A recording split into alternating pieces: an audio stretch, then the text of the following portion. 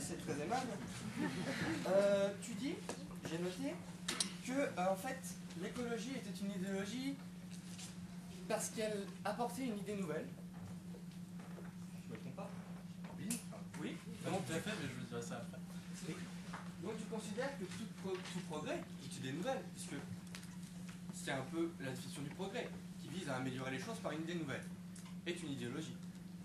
Pas forcément, parce que l'écologie, certes, était une... Jamy.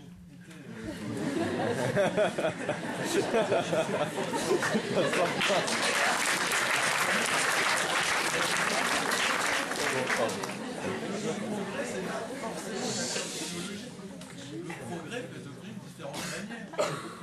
Chacun a sa propre pensée sur les choses. Les progrès, on a ici 200, on a peut-être 200 définitions de ce terme. Progrès économique, progrès personnel. Et pour en revenir à l'écologie, le caractère nouveau, c'était la prise en compte du paramètre environnemental, du fait que la production avait aussi des conséquences sur notre planète, notre endroit, là où on vit, où que ce soit d'ailleurs.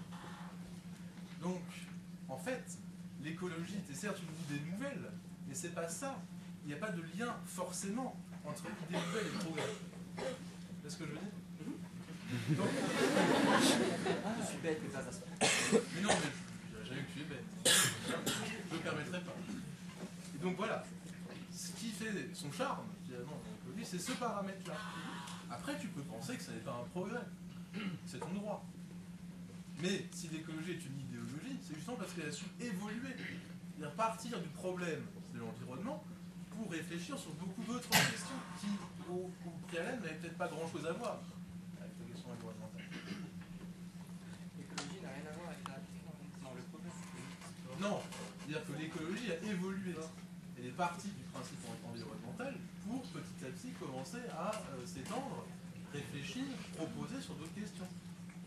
Oui, d'accord, donc tu le dis toi-même, de toute façon, t'es la première à proposer le non-cumul des mandats, les référendums d'initiative populaire, et quand ça, ce serait une idéologie. Donc, en étant la question, finalement.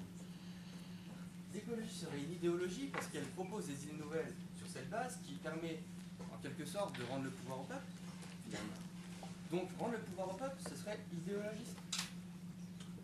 Ça fait partie d'un système de valeurs. C'est ça une idéologie.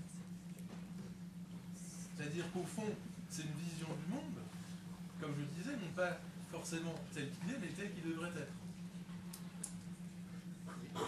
Donc, j'en reviens à la remarque, le fait que l'écologie propose des écologistes des référendums d'initiative populaire, ça prouve justement qu'ils ont ce système de valeurs-là, que leur théorie, leur concept ne s'arrête pas à la forêt, au chef Raoni, etc.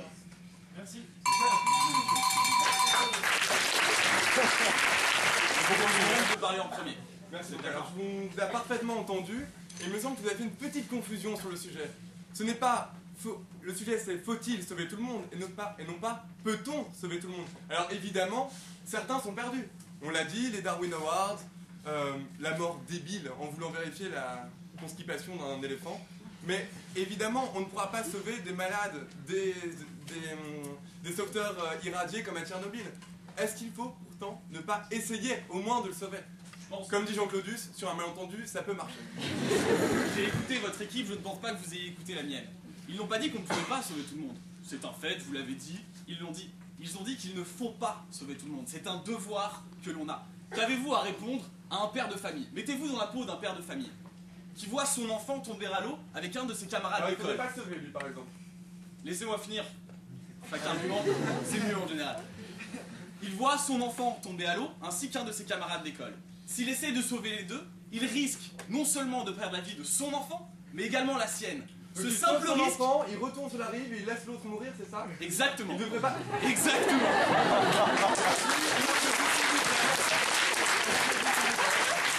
Vous n'avez certainement pas d'enfant. Heureusement qu'on n'a pas d'enfant ici. Alors là, je ne sais pas quoi répondre. On laisse mourir les gens parce qu'on serait plus sympa avec notre petite famille, petit égoïsme très agréable. Ça n'a aucun sens. Mon équipe Ça l'a n'a résumé, aucun le sens. jeu n'en vaut pas toujours la chandelle. Sauver son enfant Il ne est une faudrait pas version essayer, naturelle, culturelle et amoureuse. Vous ne pouvez pas prendre le risque de perdre votre enfant parce que le petit Martin, qui est son camarade de jeu, est en train de l'attaquer. On ne peut pas sauver tout le monde. Mais ce n'est pas parce qu'on ne peut pas qu'il ne Arrêtez de faut pas répondre à des essayer. questions qui ne sont pas Il ne posées. faut pas essayer. Mettons de côté Le cette petit question. Martin, on peut très bien retourner à la nage, essayer de le sortir de l'eau, le réanimer. Vous savez, le temps de survivre un gamin dans l'eau, je suis pas sûr que vous ayez le temps de faire les allers-retours pour sauver le deuxième. Mais qui ne tente rien à rien. Qui ne tente rien à rien. Mais c'est vous répondez à la question, peut-on sauver tout le monde? Peut-être qu'on pourrait sauver les deux. Faut-il sauver tout le monde? Est-ce qu'il ne faut pas essayer?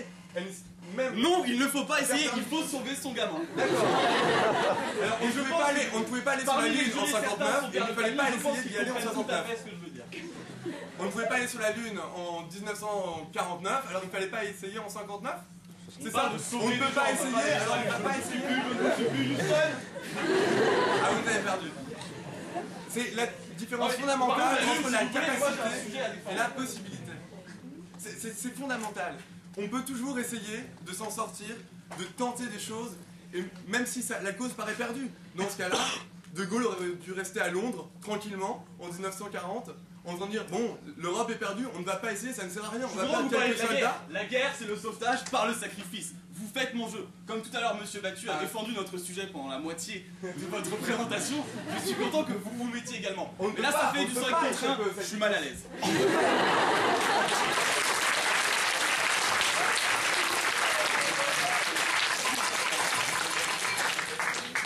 Pensez. S'il vous plaît, me laisser.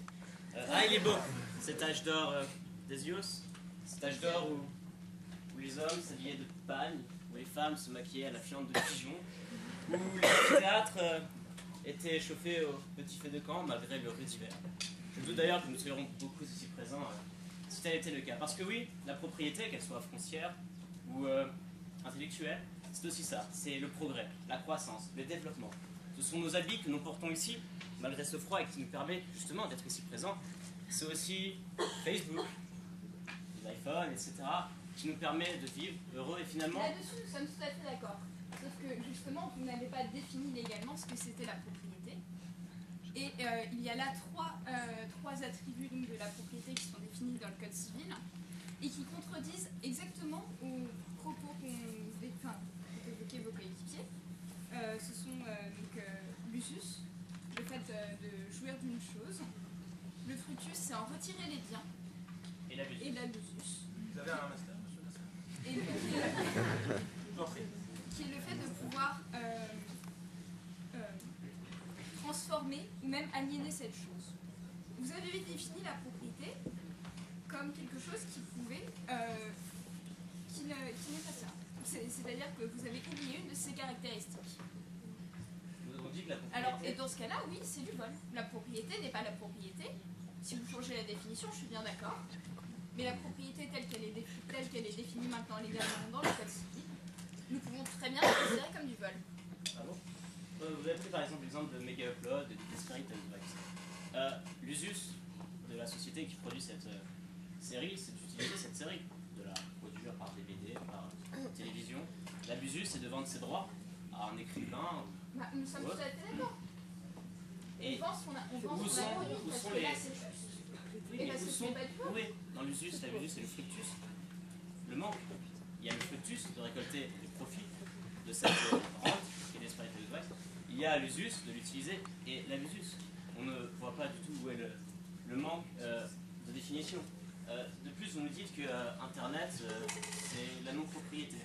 Mais comment voulez-vous voir Desperate Housewives 9 quand vous êtes au 7 si vous empêchez les producteurs de gagner de l'argent comme ça? Mais justement, Vous nous voulez quoi? n'empêchons pas, Vous la nous brocante, permettons. oui, la brocante c'est gratuit. Vous la brocante c'est le service public. Et oui. Alors si vous voulez des bonnes séries, c'est la concurrence, comme le disait Frédéric Bastiat. Détruire la concurrence, c'est tuer l'intelligence. Si vous détruisez la concurrence, si vous détruisez la chose qui permet justement d'avoir des profits, eh bien vous n'aurez que des séries qui seront produites par des gens qui n'auront pas besoin de produire de la qualité. Si vous voulez de la qualité, il faut de la concurrence, il faut des brevets, il faut Oui, très protéger, très bien, il faut le de la problème propriété du brevet. intellectuelle. Et justement, le brevet, parlons-en. Schumpeter disait bien que c'était une malédiction. Bon, on n'en est pas là.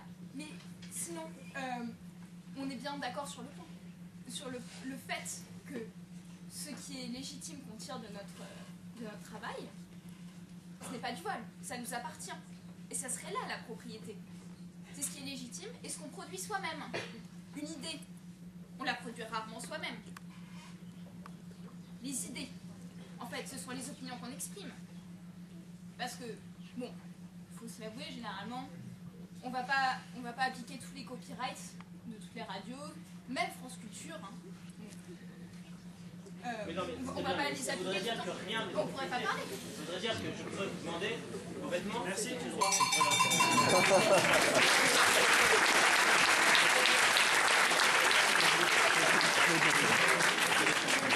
Voilà.